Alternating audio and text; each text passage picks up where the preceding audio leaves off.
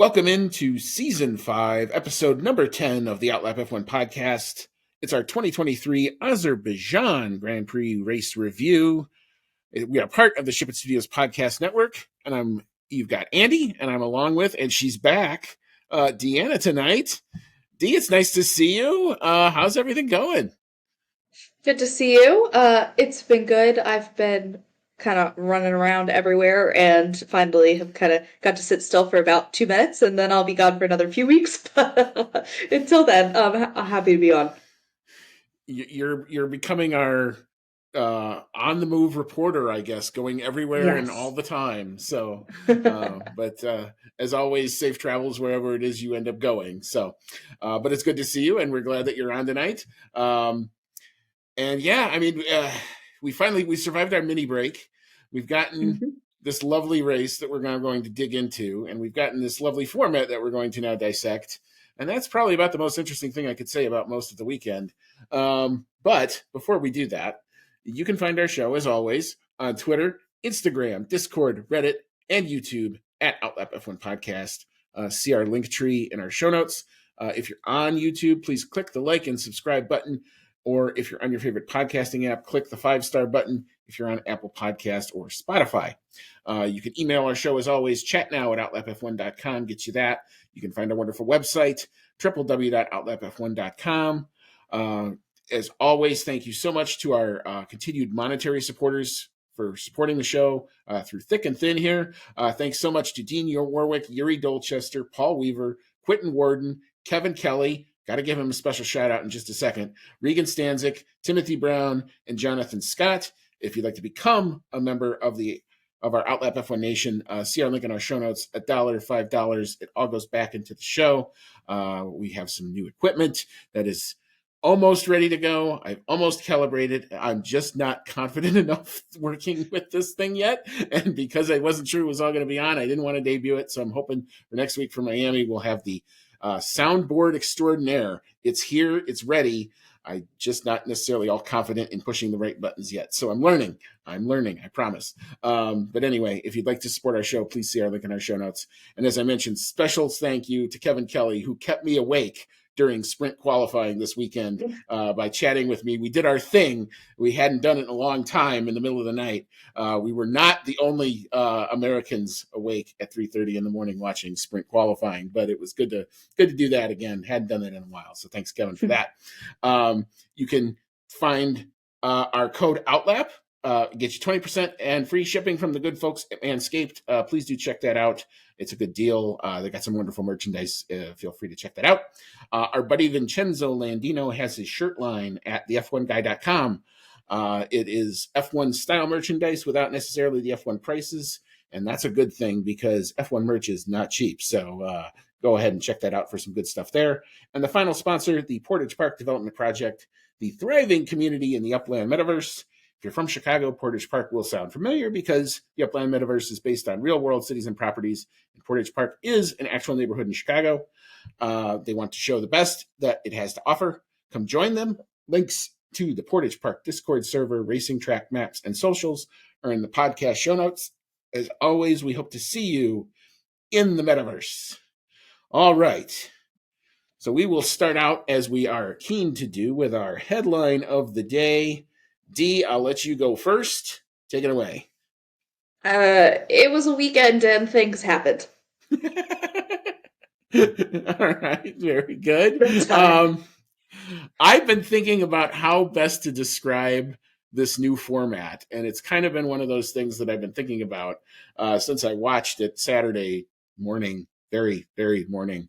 And the best analogy that I can come up with is something called the Eckmeyer technique.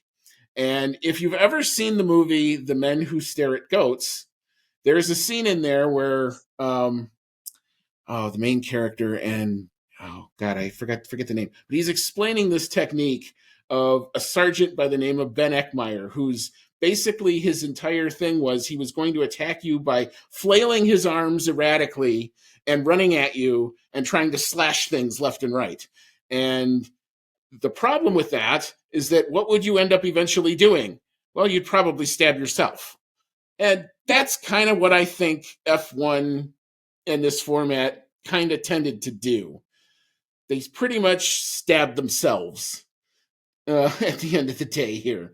So, yeah, unfortunately, not the best of formats, but we'll get into all of it. Well, there's some good things that came out of it. There's some a lot about that I didn't necessarily like. All right, so we had an actual qualifying session on Friday morning. If you had your early morning coffee, you probably caught it, and hopefully then went on to do whatever it is you do during your day. But going out in P20, he did not set a lap time. That would be Nick DeVries. P19 was Pierre Gasly. P18, Kevin Magnussen. P17 was Nico Hulkenberg. P16 was Joe Granu. Advancing through to Q2 for the first time in his career, our American boy, Logan Sargent. Congratulations to him. A heck of an effort there in P15. P14, Valtteri Bottas. P13, Alex Albon. P12 was Esteban Ocon. P11 was George Russell.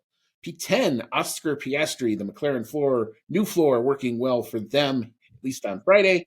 P9 was Lance Stroll. P8, Yuki Tsunoda. P7 was Lando Norris. P6, Fernando Alonso. P5 was Lewis Hamilton. P4 was Carlos Sainz. P3, Sergio Checo Perez. P2 was Max Verstappen.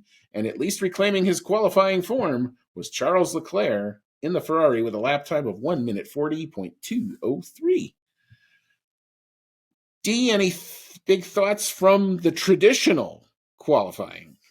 Yeah, I have a vague memory of just being so young and naive on Friday morning where I thought Leclerc would really legitimately have a chance here. Um, yeah, I think this was maybe the highlight, Claire getting pole, where it really felt like, okay, here we go. Like maybe there's a challenge, maybe there's something here. But yeah, as we'll get to, that died. that hope sprung eternal. I mean, I logged into my work calls on Friday thinking, okay, we may have a real weekend on our hands here. This was a step back. They had done some upgrades in Australia. It looked like they paid off here. So, we were thinking good things. But then we flip now to Saturday in our sprint shootout, and we were still thinking that because we had this quickie qualifying. It was intense. There were medium tires. Then there were soft tires at the end. We had one non-participant. We'll explain all of this in just a minute. But again, going out in P20, Nick DeVries, although he did set a lap time this time, the bad weekend, the miserable weekend for Pierre Gasly and the Alpines continued. He finished in P19. P18 was Yuki Tsunoda. P17, Valtteri Bottas. P16, Joe Granu. Again, P15 was Logan Sargent. P14 was Kevin Magnussen. P13, Esteban Ocon. P12, Nico Hulkenberg. P11, Oscar Piastri. P10 was Lando Norris. P9 was Lance Stroll. P8, Fernando Alonso, who gave Lance Stroll one hell of a tow in that sprint Q2 session to get him into the top 10. P7 was Alex Albon. P6, Lewis Hamilton. P5, Carlos Sainz. Making amends for his bad form on Friday was P4 with George Russell. P3, Max Verstappen, looking a little bit on the back foot and not loving the new format. P2 was Sergio Perez. And again, in P1, again, over one lap, looking very strong, Charles Leclerc in the Ferrari. D, I know it was by the dawn's early light. It was a ridiculously early qualifying session, but do you have any thoughts on it? Yeah, I did not watch that one live. I woke up and I watched it back.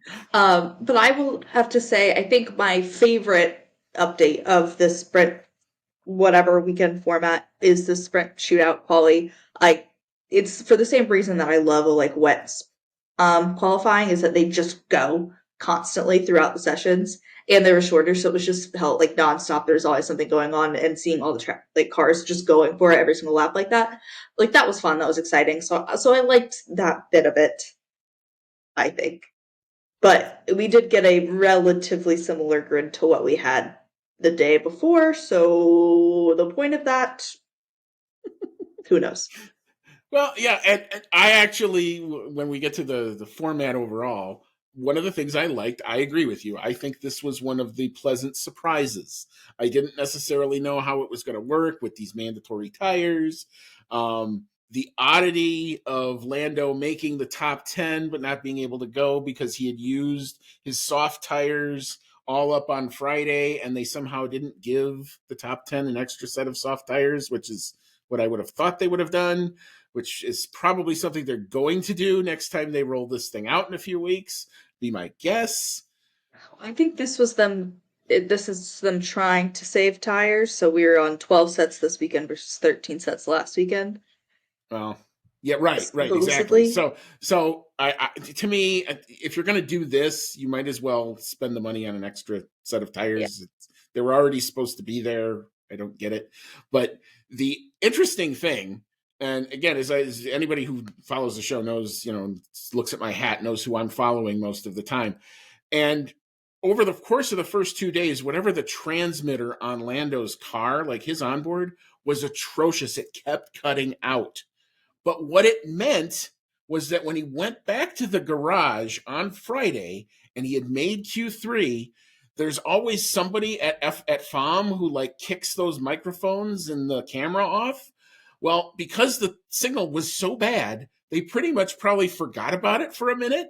And we were able to actually hear the entire radio communication that we normally would not have heard about them saying that they wanted to go for extra qualifying on Friday. So they told Lando in the garage and said, if we put on the extra set of softs in Q3 on Friday, you're not going to get to go in sprint Q3. And he said, I've got 2/10 in me. I think we can do it. As it turned out, he only qualifies P7. And if you watched all the post-quali interviews, he looked so down when, here's the upgraded package and they're back in it and Q cars in Q3. What's up? Well, that's what was up, because he knew he went for it. He didn't put the lap together, and he knew that he was going to end up in this quandary part of the rules that basically saw him make the top 10 shootout and unable to go. Now, if you want to talk about other ironies, he could have gone out. However, he would have gone out on an intermediate set of tires, which they thought about doing, but then thought better of it at the end, because you never know what's going to happen with that. So why risk the car? Probably the right decision. If him and Tsunoda had both made the Q3 shootout, you might have seen them go out and try to set 12, 13 seconds slower lap times on intermediate tires. I like the idea of a sprint shootout, but we got to fix this. Just let them go out on used softs. Or that. Just let them do it. Like, it's worth just, a shot. I don't know. It's weird. That was a weird one. The solution seems so simple. Yeah, when you agree on a format a week in advance, not even, there's bound to be issues. I mean, it was interesting to hear the calculus, and you'd think that it looked like McLaren was caught out. They were not caught out. They knew what they were doing. Mm-hmm. It just didn't execute on it. So it was kind of an interesting little foible, and also a reason why, if you're watching, have an onboard up, because you never know what interesting tidbits you're going to get while you're watching the main screen. All right, so we had then the sprint qualifying, and then we transition to the sprint itself. We'll just take you through the order. P20, he did not participate because he crashed out very violently in sprint Q2. That was Logan Sargent. He did make Q2 for the second straight time, but wasn't able to go any farther. DNFing was Yuki Tsunoda. I think he had 4 wheels on the car, but the car was not exactly well lined up when he came back. So he ended up causing a safety car in the sprint, which pretty much, I think, killed most of the entertainment value of said sprint. And that was the end of that. P18, Esteban Ocon, Alpine. Bad weekend still continuing here. P17, Lando Norris, who told you, don't go off on the soft tires. They don't last very long. He had to come in, change over to the mediums, and that was basically the end of his competitive day. P16, Valtteri Bottas. P15, Nico Hulkenberg. P14, Nick de Vries. P13, Pierre Gasly. P12, Joe Granu. P11 was Kevin Magnussen. P10, Oscar Piastri. P9, Alex Albon. Point finishers in the sprint were Lance Stroll in P8. P7 was Lewis Hamilton. P6, Fernando Alonso. P5, Carlos Sainz. P4, George Russell. P3, Max Verstappen. P2, Charles Leclerc. And coming up from third place, the Red Bull of Charles, or I'm sorry, from second place, made it look pretty fairly easy. Sergio Perez in the Red Bull takes the sprint. All right. D, any thoughts on the actual sprint? You still can't call it a race, I guess, but the sprint Mm. thing. What's your thought? Yeah. Um, I guess kind of the two, well, there's only kind of one big thing, and I think that's what led to the rest of it was the Russell Verstappen incident. I see that as a racing incident. There was a tiny little understeer from Russell. Max had a ton of space on his other side. They come together, and then so erupts the most overdramatic reaction to something that Max would have done himself had it been, the situation been reversed. I was so shocked that like A, he wouldn't let it go. Then his race engineer didn't let it go either. And then the comments to George after the race where it's like, what was the point of this? What was the point? But then at least because of that damage, Claire was able to hold on, so a little bit of hope left Yeah, there for was there. that one. You did leave that Saturday thinking, well, maybe if trouble Mm-hmm. besmirches one of the Red Bulls, maybe he could hang on. As it turned out on Sunday, we were proven that very, very much to be wrong. In terms of the incident, yeah, I mean it's lap one. He's on the inside. That's a move that Max makes 10 out of 10 times if the situation's reversed. There's no and he was right, and the engineer was right to say he had nothing to lose. So if you're Max, Mm-hmm. why are you pushing the issue there? You've got this ridiculous lead. You're basically in a race of you have two. There's two people who can win this drivers' championship right now. The way that it's shaking out, and you're one of them. Why are you pushing the issue? And then I mean, I've said it many times. There is this petulant child that's just beneath the surface, and it just Mm-hmm. needs something to trigger him. And there it was. It came out. He manages to keep it contained for long periods of time, and then it comes out, and here it was. He says what he said. I saw that exact phrase trending on Twitter later. Shocking. And we all got to have a meltdown over the biggest little nothing I've ever Yeah. seen for the rest of Saturday, and that's all anybody remembers.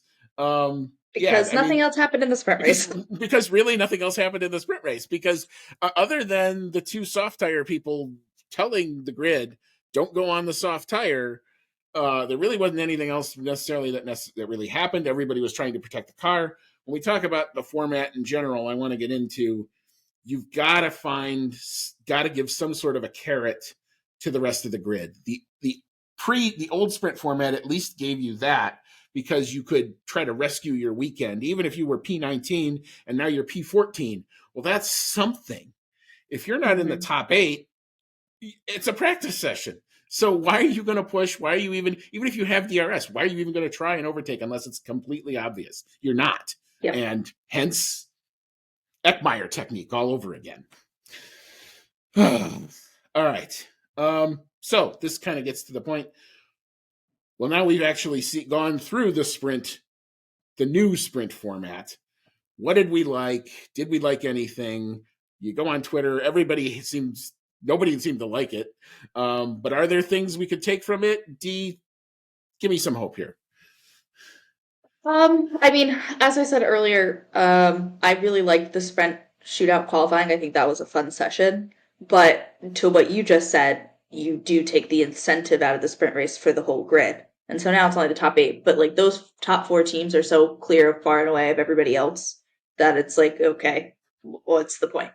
And then I think I have some issues where it's just like you're trying now they've tried to make the like sprint qualifying and the sprint race two separate things, but all you've done is made mini versions of both qualifying and the race and not differentiated them at all. At least it used to be like just extending the Grand Prix, but now it's its own separate event. So we kind of all knew where we were going to end up relatively in both that sprint qualifying session and then the actual race itself because we'd already done that event essentially, or at least parts of that event. And then so there does need to be some way to make it different. I also think the parc fermé rules were not great. Ocon had to start from the pit twice, and then saw so many people get locked into horrible setups. And so going into the race, like they were just done for. Like they just knew kind of what was going to happen. So I don't know if there's a way to kind of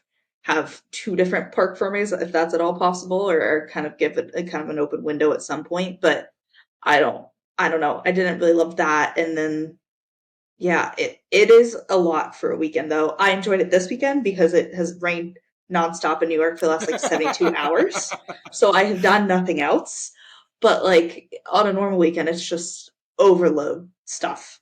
And normally more F1 is better in my opinion sometimes, but now I don't know when it was this quality of racing and then you can go watch the IndyCar race later in the day and see like actual wheel to wheel for the whole race, then you go, well, why am I sitting through 5 sessions, 5 competitive sessions in a weekend? I don't know. Yeah, I mean, it's almost like you can't have, I think, too much of a good thing. And I think you saw the same deal with with Australia when we had the second red flag, and we're like, oh great, it's another standing start, and now we have to all do this again, and then that turns into absolute chaos, and we saw what happened there. I think for Friday, I think this works. Like the one session goes right into qualifying. I like that. You've got some chances to get a mixed up grid. You're going to keep that grid for the race. I'm good there. We got to try to do something different with Saturday. I think your point to the Parc Fermé rules have to change. That's one easy thing you have to do. If I was running the universe and I've been thinking, okay, what do I think I would like to do? I would take a page from what MotoGP does and do basically a warm-up session in the morning. And I would do it like when MotoGP used to do it with FP3. And what they used to do was they would take the top 10 and they would say, okay, your practice time or your qualifying sim gets you to qualifying 2. And we would then, I think, have 2 sessions, get rid of this mandatory soft tire thing in Q3. We've seen that on Friday. There's no reason to do that again. We saw basically the exact same decanting that we would have seen before. Do MotoGP style old school qualifying. Q1, everybody who didn't make that top 10 goes out, give 2 open spots, have the top 2 of that session transfer in. Everybody else lines up in the sprint grid where they finish. Fine. That's 1 run of medium tires. Give them 10 minutes, let them do as many runs as you want. Then do a Q2 session with those top 12, go through again. Here's your second set of medium tires. Okay, you're still fine. You're still not getting any, you're not screwing anybody there. That top 12 sets the remaining spots wherever they go, and you run your sprint. But the difference is during that first free practice session, you can make setup changes because it's a free practice. So now you've gotten rid of that. And, if you then make a setup that helps you out in the race, so be it. I don't understand why, the weather changes dramatically from a Friday to a Sunday, a lot more than it's going to do from a Saturday to a Sunday. So let's give the teams a little bit more freedom. Try it that way. Let's see what works. That was my kind of solution to it. Cause I don't mind the fact that, Saturday can be on its own. I get, we want to have entertainment, but let's give the teams a chance to make amends for a bad Friday. Yep. There needs to be some more differentiation from the sprint race and the race itself. Whether that be something like that, a reverse grid, something, but it's just kind of seeing the same people in the same spots 2 days in a row. It's just like, okay, what's the point? And because you saw what happened with the soft tire runners here, you knew come Sunday, nobody was going on that tire. Yeah. And then whenever you have, this is one of my cardinal rules, whenever you have 20 drivers on the exact same compound of tire, get ready for a bore fest. And hence, we now turn the page into Sunday where all but 2 starts on the medium tires, and we ran around for 51 laps this time. So we'll start with the back markers, as we always do. Nick DeVries is had a weekend that I think he wants to purge from his memory and never relive. The second the flight he takes out of there will be the best thing that happens to him, because he finished in the back again. He did not finish. He brought out the only safety car, P19, And also not classified, Zhao Gran Yu, Alfa Romeo had a tremendously bad weekend as well. Nothing really worked well for them. They're happy to be done with Baku for this year. That's because Valtteri Bottas was the last finisher on the road in P18, plus 1 lap to the leader. P17, Nico Hulkenberg, that did not necessarily do him justice. We'll talk about that in a little bit. P16 was Logan Sargent. P15, Esteban Ocon. Again, we'll talk about him in a minute because that turned out to be quite significant. P14, Pierre Gasly. And P13, rounding out the back markers, was Kevin Magnussen. All right, so Hulkenberg and Ocon. The two, they decided they were done with Parc Fermé. They wanted to make massive setup changes, so they withdrew their cars, put them at the pit lane, and started on the hard compound tire. You've seen that strategy. It happens a lot. However, due to the timing of the safety car and all the other pit stops and everything else, they just weren't going to pit. And they basically decided to hang this strategy out there where they were going to go all the way basically to the end. Hulkenberg couldn't make it work. He pits basically, 3 laps from the end, and finally gave up the gamut there. And then Ocon actually makes it until the very last lap. And that's when we have probably the most insane part of the weekend that happens. All of these photographers and Red Bull pit crew personnel are all in the pit lane, ready to do the, snap the picture for the winner coming back down the main straight. However, there's still a race going on. Esteban Ocon's trying to come into the pits. There were, I think, 2 photographers that just missed getting clipped by his front wing by not a whole lot. Ted Kravitz was on, if you were watching the Sky feed or watching ESPN, he was screaming, probably at the top of his lungs, trying to warn whoever could. I actually heard one of the reporters who was there on the PA was doing the same thing, trying to warn these people. We were, I think, inches away from a really bad happening. I don't know what we do, but we got to fix this.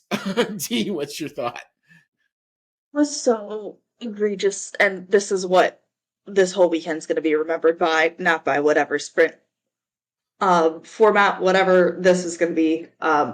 This is going to be it. And I think what makes it so bad is I cannot remember the race or the driver off the top of my head, but this is something that has happened in recent memory, where luckily the reporters weren't in the pit lane, but they were in the Parc Fermé kind of area. They were close, and everybody at that point was like, hey, let's not do this. And to not learn the lesson and to let the people out on the track like that was so bad. And for nobody in that pit lane to really, or other than a handful of people, understand what was going to happen or what could happen and why you would ever let anybody in. Because even if it's not for a scheduled pit stop, somebody could, like, I don't know, blow a tire and then just pull into the pits right there, like, just to get out of the way. Like, it just makes no sense to me, and that just could have been so bad. But, like, there wasn't even, I mean, correct me if I'm wrong, but I went and listened to Ocon's, I put on his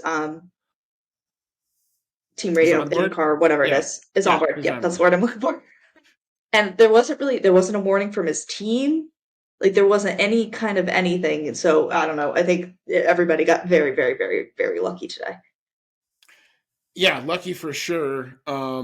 There's usually, and I didn't hear it, and I saw it when I watched the F2 race. There's usually in any pit lane, there's either some sort of a klaxon that goes off. Like, I know when they go to Brazil, you hear this every time somebody comes down the pit. And it's meant to be this shrieky, shrill sound that is supposed to alert you to go, hey, something's happening. You might want to pay attention.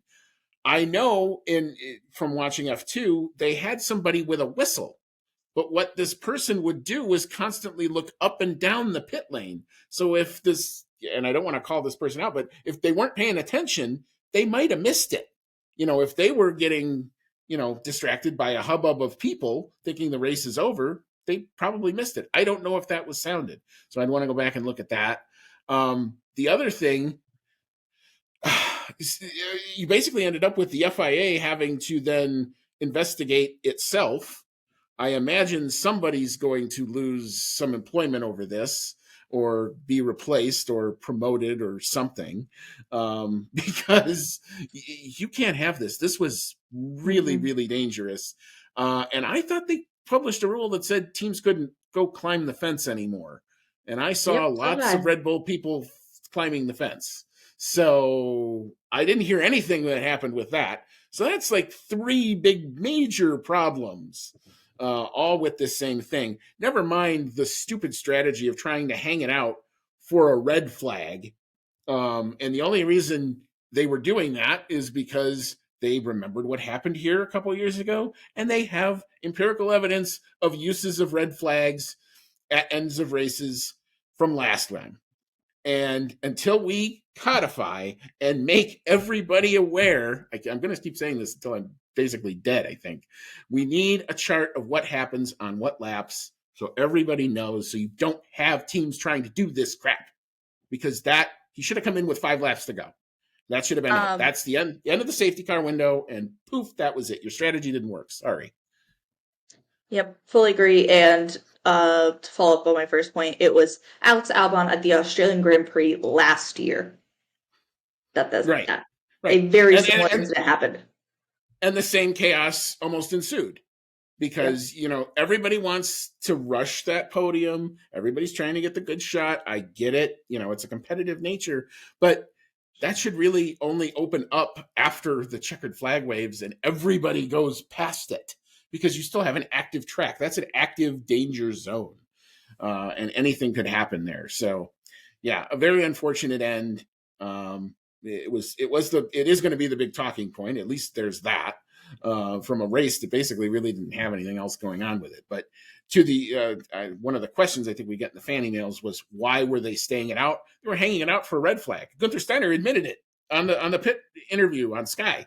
He basically says we're trying to see if we can get a red flag, and if we can, we get a free pit stop. That can't be in the strategy echo chamber. That's got to stop. But And for that, I would just love for just the red flag rule to change where you can't change your tires under red flag. That's just the yep, given though. Unless it's like right, too wet weather, that should be the only way that that's allowed. Or from wet to dry or dry to wet, but yep. So that ends the miserable weekend for Alpine across the board. And not the best of weekends as it turned out for Haas, as it turned out too. So or Alfa anyway, Romeo or Alpha Tower. All the teams in the back here really had a struggle. yeah, I think I would agree with that. That's for sure. All right, moving into the midfield, we had in P12 Alex Albon, P11 Oscar Piastri was fighting through some food poisoning and apparently did it on, saw an article that said he did it on 4 pieces of toast the entire weekend. So yikes. That's hard. P10, he didn't finish P11. This is back-to-back P10s for Yuki Tsunoda. P9, Lando Norris, a couple points there for McLaren. P8, George Russell. P7, Lance Stroll. P6, Lewis Hamilton. P5, considering how his weekend went, I guess this is pretty good for him, Carlos Sainz. And P4, Fernando Alonso, who was trying to get on the podium but just missed it. D, thoughts in the midfield? Yeah, so I think starting at about George Russell, he had a good sprint race, but I think overall this is the first race this year where he looked off the pace from Lewis. Especially on that safety car restart, he just dropped like a rock. Like it was not great, and he was on the radio to the team admitting it wasn't great. I think you finished behind Lance Stroll, always not great. Um, but yeah, so I'm not really sure what happened with George this week. I mean, the sprint day as a whole was better, but yeah, not his greatest effort. Yeah, Mercedes as a whole, I think, are kind of in between. They're in the process of doing their pivot. I think their big upgrade package is slated for Imola, so that's in a couple races time. And I think they're just kind of floating, kind of in between right now. I think the fact that they were as competitive as they were here is probably due to the fact that I think for Aston Martin, both Stroll and Alonso, apparently when Dan Fallows runs your team, your DRS don't work, because DRS problems were across the board for both cars for the majority of the weekend. They finally got it sorted on Sunday, and I think they were on their 3rd actuator, and they had to get approval from the FIA because of, again, Parc Fermé, in order to swap them out. So they finally were able to get it fixed. Alonso obviously continues to be, I think, the most entertainment. If you're looking for entertainment value, look no farther Mm-hmm. than Fernando Alonso. He's reinvigorated. It is fun to watch. The movie put on signs early. Again, a great overtake. Not anybody else willing to make that move. He saw the gap. He went for it. And he pulled it off. And so kudos for that. That was probably, I think, the overtake of the day of all Mm-hmm. 13 of them that there were Yep. over 51 laps. So good on him for that. But yeah, I think I would. Mercedes are kind of finding themselves kind of in between right now. Yep. And then I would just like to kind of adding on to Alonso there. I love just how little of a threat Lance Stroll is to him for him to be like, oh, like, I'll give you setup changes, or Lance to be like, I'm not gonna pass him. Like, Lance fully knows where he is in life and on this grid and how secure he is in that seat. I don't think there is another driver on this grid that would be like, no, I'm not trying to overtake you. But um, given that team where it is, like, I guess it works. And I guess for now, Alonso's happy. I think if Stroll, like, starts underperforming spectacularly, maybe then he has an issue. But for now, he'll just kind of Alonso. I feel like is happy to drag him along and know that there's absolutely zero threat there, and he's there for them. Yeah, absolutely. And he can afford to be a good teammate right now. Yeah. And it's all good. The egg timer is nowhere near going off right now. Everything is happy in Fernando's world, apparently both on and off the track. If you follow those types of rumors, I can't blame him for being happy.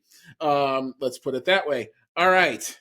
We'll leave that there. I do want to give a little shout out to my team. It's nice to actually see an MCL 60, no longer the MCL 59 and a quarter, as I dubbed it in the last race. The new floor did work well. It does seem to put them at least back into a fight. Where they go from here is going to be kind of up to them as to what they can do. Maybe they can, obviously they didn't have a whole lot of way to test it, so that you couldn't really optimize a whole lot of setup here.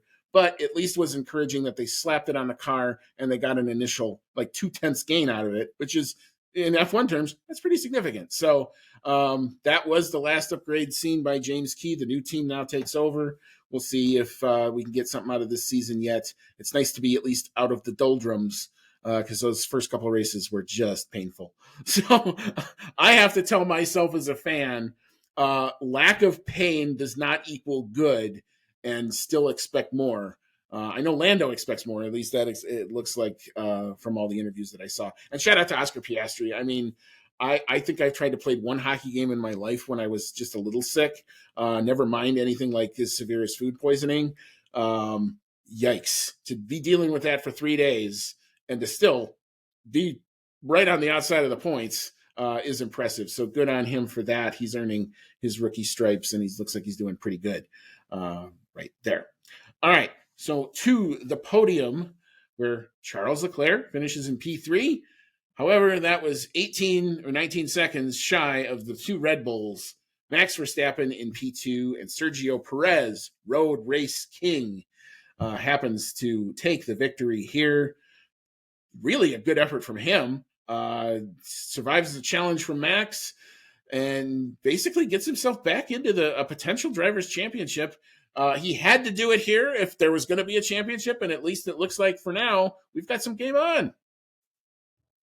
Yep, this is definitely the most evenly matched weekend for Verstappen and Perez, and I think maybe this would have happened, maybe not. It was a little hard to overtake on this track, but especially in the same machinery. But that safety car may have been a decent cop out for Max at the end of the day because Perez was closing the gap to him.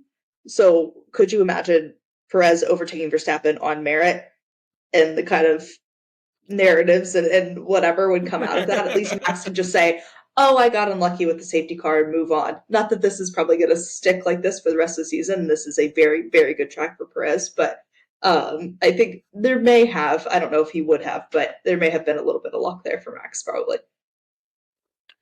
Yeah, I mean, calling Christian Horner, your management skills are now going to come directly into the spotlight. I think you're right. I think they got away with it here. And I think Max is okay with saying, okay, this is probably Sergio's track. It's a bit of a bogey track for me. I don't have the best luck here. I'll take my P2 and keep going. I don't expect that to be as polite or Mm-hmm. nice on any other circuit, maybe after Miami, because again, Miami's technically a street track. So, and I thought I saw a graphic that says that all of Perez's wins are pretty much almost exclusively on street circuits. So we'll have that for a little bit. But he had to get it done here. He did. We have a hint of an actual championship. And now we get to see, does the Magic team orders come out? Does, the opinion is pretty much like, this is Max's team. Sergio's at least putting the question out there.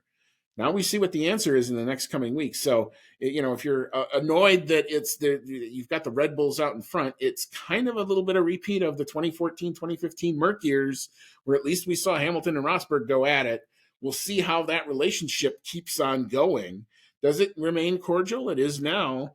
At some point, like I've said before, the petulant child Max is going to come out, and he's going to do something that either says, this is my team, this has been fun, but I'm done with you, or he's going to demand some sort of concession in the middle of a race from his team, and then it's on the team whether or not they want to give it to him. So it's brewing, it's coming. I don't know how this is going to go out. I mean, I've seen some post-race sound from Helmut Marko that he seems to be content with letting them go race it out. There's really no threat from behind in the constructors at all. When we look at the standings, you'll see that. So maybe they're content to let him go. Yep. We'll see. I mean, I think that this will kind of unfortunately work itself out naturally, but I am holding on to hope. All the hope that I have that Perez will mount a challenge here. But then I also, while we're talking about the podium, shout out to Leclerc. I think he did all that he could, and finishing about 25 seconds up the road from his teammate. Granted, I think Sainz quietly had a pretty disastrous weekend. But yeah, I think he did absolutely everything he could do in that car. So shout out to him. Yeah, and I would really love for apparently somebody in the post-race interview pen to ask Charles a question, because apparently it went like 15 minutes and all it was questions about Red Bull and Max and Charles, or Max and Sergio, and nobody bothered to ask Charles a question. So next time, give a little love to the poor guy. He's been through a lot. Look at it this way. He's almost like tripled his point total. From this race alone. So this was like, I think for Ferrari, probably their best result of the season so far. Mm-hmm. So they're kind of on their own. And then you're going to see, here's another team that's going to have to do this pivot of strategy and pivot of concept to try to get on par with Red Bull. So, we'll see kind of how that goes throughout the rest of the season. We'll see if they come out with an upgrade plan. So again, I get nobody loves to watch the rabbit go out and be 20 seconds clear of the field, but this is something that happens. We've seen it before. We've seen it also get closed up. I think a lot of teams might be using this year as kind of the guinea pig. Let's find out what works and what doesn't. But it's a long season. There's a lot of circuits. There's a lot of circuits that are going to suit Red Bull less than maybe here. I mean, here I think was probably the most egregious you were going to see, just because of their DRS advantage. And you take 100 meters off of it, who cares? It's still a straight line. That's what they're dominant in right now. So not surprising that I think we saw the result that we did, especially given the rest of the weekend. Yeah, put it all in the right context, and you really shouldn't be surprised that this is what you got. But anyway, we will leave this race here. We're going to take a quick break. We'll pay a bill or two. We'll come back. We'll recap those standings that show Red Bull way, way out in front in the constructors. But the actual fight in the drivers, we'll then open it up to the fan email segment. We'll give you your take on what you saw this weekend. We'll do our awards. We'll talk about me and Cody's predictions. They pretty much went out the window when Max didn't take pole, and that was kind of the end of that. But we'll talk about what we did. So come on back, and we'll get into all of that. All right, welcome back to Season 5, Episode number 10 of the Outlap F1 podcast. It's our Azerbaijan Grand Prix race preview. You've got Andy, and now we have the now fully hooked up and active Deanna. She probably sounds a lot better. Yep, I have found the on button for my microphone, so hopefully that will vastly improve what I sound like. Whoops. As I was telling her, it's all good. It's all good. This is the fun of doing production, and you're listening to it live. Like we're real Yep. people. This stuff really happens, so it's all fine. A little rusty. Yeah, and that like I was telling her in the break, I'm like, she hadn't been on in a couple of months, so it's okay. Sometimes you just have to remember to make sure all the buttons are pushed, and that's okay. So no worries. So now that she sounds great, we will start with the top 10 in the drivers. And Deanna, use your super duper sound and tell us about it. Yes, will do. So, still leading the driver standings is Max Verstappen on 93 points, but just 6 points behind is his teammate Sergio Perez. In third is Alonso with 60 points. In fourth is Hamilton with 48. Sainz in fifth with 34. Leclerc in sixth with 28. And also tied with Russell on 28. In eighth is Stroll with 27. In ninth is Norris with 10. And in 10th is Hulkenberg with 6. All right. And as for the teams, as we mentioned in the last segment, Red Bull Racing way out in front. They are on 180 points. Second place, almost 100 points clear at this point. Aston Martin checks in. They are on 87 points. Third place is Mercedes with 76, so that is looking to be a quite spicy battle. Fourth place, getting themselves back in the fight this weekend, even though just that podium just helps them that much. Ferrari check in with 62 points. And after that, there's a bit of a chasm because in fifth place is McLaren with 14. Alpine comes in P6 with 8. Haas checks in with P7 on 7 points. P8 is Alfa Romeo. They have 6 points. P9, AlphaTauri on 2 points. And in P10 is Williams with 1 point. All right, so you've heard our say on the weekend and on the sprint format. We'll now open it up to the fan email segment. Dee, it's been a while since we've done this, but give it a best shot. Take it away. All right, so starting with Rachel Fleming. She says, so after the fourth run in a row for Red Bull, I have come up with an idea that might spice up the show. The AlphaTauri and Red Bull drivers should swap seats every other race. It would cause so much impact, and it would be interesting to see how much money Yuki and Nick could cost Red Bull. Also, that was so scary at the end with Ocon's pit stops. What will it take for the race organizers to actually sort this out? I'm hoping this is enough for them to sort it out, because any worse would be really, really, really horrible and really terrible. But anyway, back to the Red Bull point. That would provide me some entertainment. Yes, I would enjoy that. As I would too. I mean, my gosh, if you could see Yuki Tsunoda driving the 33 car, just to watch that happen. I think he could keep it on track for a lap, maybe two. But I think it would be so much grip, I don't think he would know exactly what to do with it. And I feel bad ripping on De Vries. He's a good driver. He just had himself a bad weekend. These things happen. Like I said, the best thing that can happen for him is he gets on the plane and forgets all about Baku and goes to some bar in Miami and drowns his sorrows in a couple of tropical flavored drinks or something like that. And we've talked about the Ocon pit stop. I've listened to a couple of people who I know were there in some post-race podcasts and prep for tonight. Apparently there's a marshal. There's supposed to be somebody who controls that. I mean, they come out and they set up the barriers and stuff, and they set up the little the stands for the photographers, for the podium and stuff. But there's ultimately somebody who has the authority to let those camera people out there in the first place. They need to know what's going on a lot more. And the bottom line is, we just shouldn't do it until after the race ends, until the last car comes in and we reestablish Parc Fermé. That's when that stuff should happen. I've seen it actually happen at COTA with the track invasion where, they open it up because they think we're done. And the last car's gone by, but they're still circling around and there's still an element of danger there. I know everybody wants to rush the podium and get the shot and all that, but we've got to find a way to be better. I imagine they're going to make a very clear race director's note about it from here on out. And I'm pretty positive. I mean, the stewards called the FIA in to testify about what happened. And the FIA basically had to investigate itself today. And, that ignominy in and of itself, I think, is enough to actually get them to hopefully solve this. So I don't think it's going to be a thing going forward. because the alternative is just really, really scary. All right, so next up, Dave Doherty asked your thoughts on Perez and Ocon at the end. So Ocon we've covered, but any additional things on Perez? I mean, great to see fight back. Great to see legit fight in him.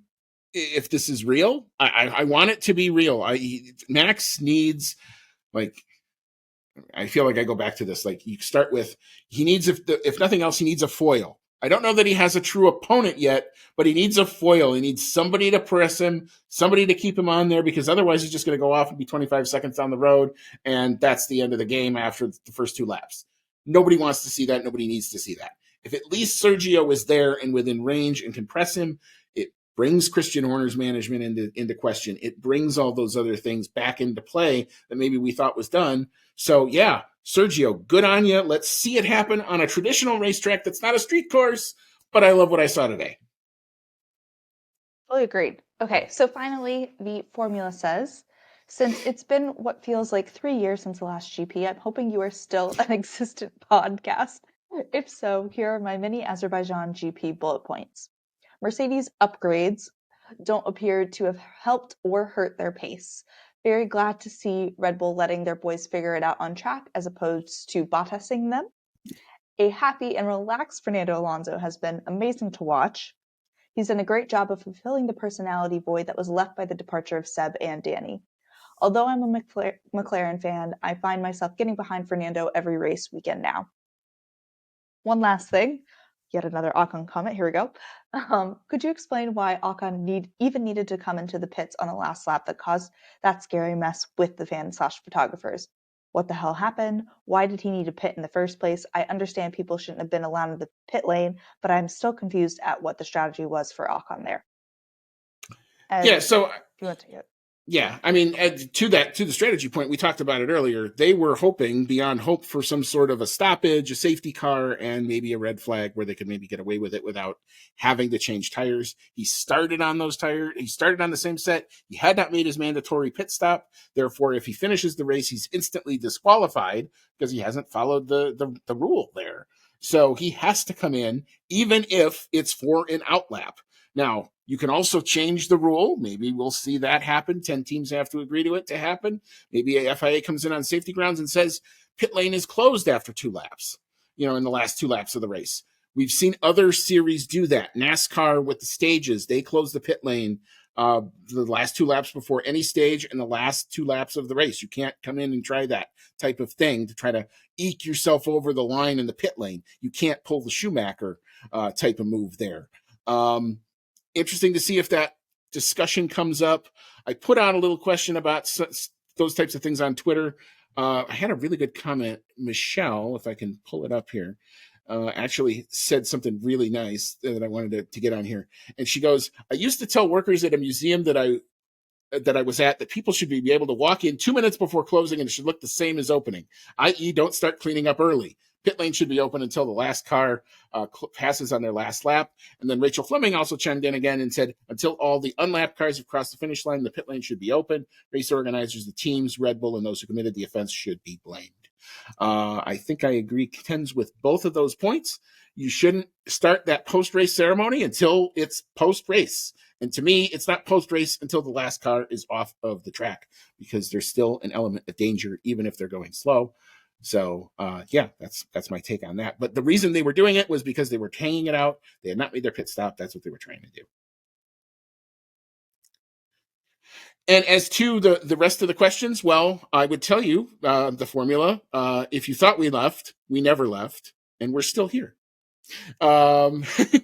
We may take some breaks during the season when we get them, but we got 5 races in the next 6 weeks, and we're going to be here covering just about all of it.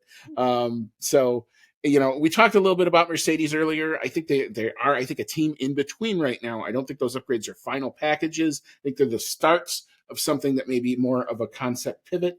Those things take a long time. Look for Imola to see if they make a step and what that step looks like. And to your point about Alonso, yeah, I'm with you on that one. He is entertaining. I'm loving the fact that he's hanging it out there. He's being a good teammate. He's being a good boy. let's hope it keeps going, and maybe he makes himself into there's nothing to say, like at a track like Monaco or something, or Hungary or somewhere like that, where Red Bull's straight line speed is not the factor, that Alonso couldn't put a shocker on pole, and if he puts it on pole in Monaco, oh my gosh, you could see him actually take a win this year. There's nothing to say that can't happen. So Monaco qualifying, I think is going to be fascinating because of that. Mm-hmm. Agreed. All right. So thank you very much for everybody who interacted with us throughout the course of the weekend. It was great to be able to do that. And again, special shout out to Kevin Kelly for keeping me up in the middle of the night during the sprint qualifying, and for we were going back and forth, and good old times there with Kevin. All right, so we will then move on to our awards, and we start out with the rubbish. There's plenty to choose from here. Dee, what's your thought? For me, there's only one place that this can go, and that is to the FIA or whoever was in charge of the pit lane at the end of the race. Can't happen. Just cannot happen. Yeah, agreed. Totally with that one. Yeah, no huge argument there. But I have two candidates for this. One, a story that kind of came out on Friday, and we're trying to do something good with this F1 Academy, and we're trying to give women drivers the chance to be noticed and be seen. And we had a camera crew there, but we're not showing it until Wednesday for some strange reason. I've done some digging on this. I think it's all about rights and who gets to broadcast what. And I happened to notice when I was looking at Sky, they're going to broadcast the highlight show this Wednesday when it's convenient for them. And I wonder if they're the ones that ended up making this thing all weird. It was quickly put together. That's always an issue whenever you try to do anything like this quickly. But the fact of the matter is, this should be on something, even if it's on F1 TV. If it's on F1 TV opposite of what you're doing, that's fine. I don't understand why they're not at the venue themselves. That's going to get fixed next year when they are. But we want to highlight female drivers, give them a spotlight, and then you don't put them on television. That doesn't make sense to me. That's a problem. And my other point was, we're still melting down over the dumbest stuff. This George, Max, whatever, I'll just call it Dickhead Gate, turns out to be something. This is a dumb one. And we all went back to the same camps that we've been at for the last 18 months. No new points. There's nothing new about it. This didn't even involve Lewis Hamilton at any point, but yet here we are again, and we're melting down over something really, really stupid. I get Max acted like a petulant child. I don't blame the criticism there is warranted. And he was probably off his game a little bit because of it, because of the format. He didn't like it. He's kind of an annoyed baby this weekend. Okay, that's fair. But that's where it should end. Doesn't have anything to do with anything that happened before. Let's leave it there. Anyway, rant over. I'm good. We'll move on to analysis paralysis. D, couple candidates here, I'm sure. What's your thought? Yeah, hard to really look past Ocon. Granted, there should not have ever been anybody in the pit lane, but Ocon probably should have gone a different route, because that whole hoping for a red flag was dumb, and that shouldn't be a thing that we allowed to happen. Anyway. Yeah, I'm giving it to Hulkenberg and Ocon. You had 50 laps to figure out your tire strategy. You could have picked an easier one. Yeah, it does not excuse what happened in the pit lane. That's a separate issue. But to think that it's okay, and I understand Alex Albon did it and he got a point out of it, and that's probably why there's inspiration for this strategy even existing. But that should not be something that you're banking on. And to me, you close that off with a rule change and you say the pit lane's closed 4 laps from the end or 3 laps from the end or whatever you want. But anyway, but as a strategy call, it ended up not working. Guess what? They finished in the back markers, and that's probably where they deserve to be, because that just on pace and on qualifying and all that stuff. So anywho, all right, moving on. Dark horse of the day. D, interesting choice here. What you got? Go with Leclerc, I think, for getting the pole in the sprint shootout pole, or whatever we're calling it. It was definitely not what I thought was going to happen. Granted, there wasn't much pace there versus the Red Bulls when we got there, but he maximized his weekend to the absolute fullest extent he was ever going to get. So versus those Red Bulls. So good job, Claire. All right, I'm going to give this to the P10 Yuki Tsunoda, who did a heck of a job fighting off a very wily, even though he was food poisoned, Oscar Piastri. There were a couple times where Piastri, according to the timing, did get passed, and Tsunoda passed him back. We never did see any of it on TV, of course. Why would we actually want to show the overtake when we could, see images of Lance Stroll again? But that happened a couple times. I thought, Tsunoda showed good form overall. Didn't have it necessarily in the sprint, but he had it on Friday qualifying. He made it into a point here and saves AlphaTauri, who apparently are going to be rescued. They're getting new management and all that other stuff, so good for them. We'll break into that a little bit. We talked a little about that on preview. We'll look at some more of that, hopefully, on our Miami preview in a couple of days' time. All right, so moving on to driver of the day. Dee, what's your thought here?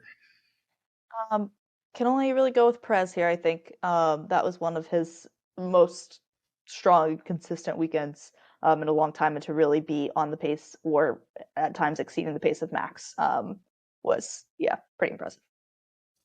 Yeah, I totally agree. Sergio Checo Perez, driver of the day. Again, being able to not only play in Max's arena, but able to beat him. And every time Max tried to lift the pace to come at him, Sergio had an answer today.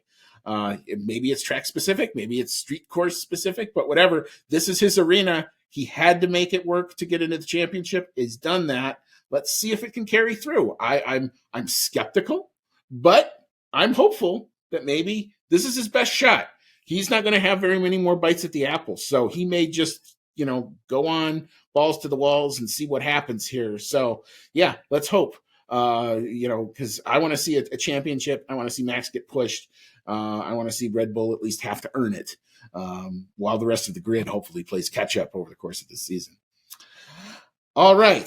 So we will now turn to our predictions game, the Choose Your Champion between Cody and me. Cody gets 2 points. He was king of the lap times. He got the qualifying lap time. He got the fastest overall race lap time. I ended up also with 2 points. So I ended up getting Sergio Perez as the race winner, and I got the prop bet with the speed trap by just a little bit because I was, I think we were both kind of in the middle, but my delta was a little bit less than his was. So we have our first push in our competition here. So we both get a point. The audience pick does not turn into anything here. So I maintain a 5-3 lead overall on points. So Cody's got, we're both in the fight, and we'll see what happens here. And we'll move on. All right. So thus endeth our first sprint of the season. It's revised format. I'm sure we'll get some tweaking. If you looked at any Twitter or even the broadcasters by the end of the weekend, I think the message has been heard. I don't think many people liked it. We get it. It will get better, I guarantee you. However, now they get to come here. We got next. Welcome to Miami. Bienvenidos a Miami. That will come at us before we know it. We will be all over it. We will have coverage on Wednesday. Cody and I will be on the preview, and then either Sunday or Monday night, depending on schedules. I apologize we didn't have our guest tonight. That just didn't work out. I'm hopeful that we're going to try maybe next week. He's really excited. He wants to come on the show. We just have to work out schedules. Just make sure that we all line up. But anyway, we'll try to do that. Dee, any other final thoughts? No, I think that's about it. I think we hit all of the points of a very thrilling, exciting weekend.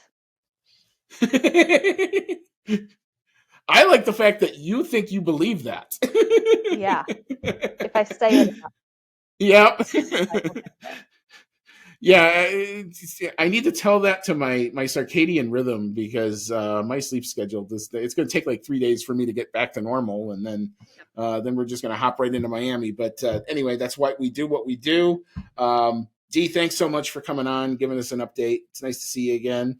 As always, good luck with all the travels coming up, and be safe. And we'll see you later on down the line. But and then I'm not sure who's all going to be on the. I know Cody and I will do the preview. I think James and I and Cody will be on the review. Like I said, we hope to have a guest to make our Miami extravaganza weekend that much better. So for everybody associated with the show, it's been Andy. This is always fun to do. And as always, may all your laps be fast.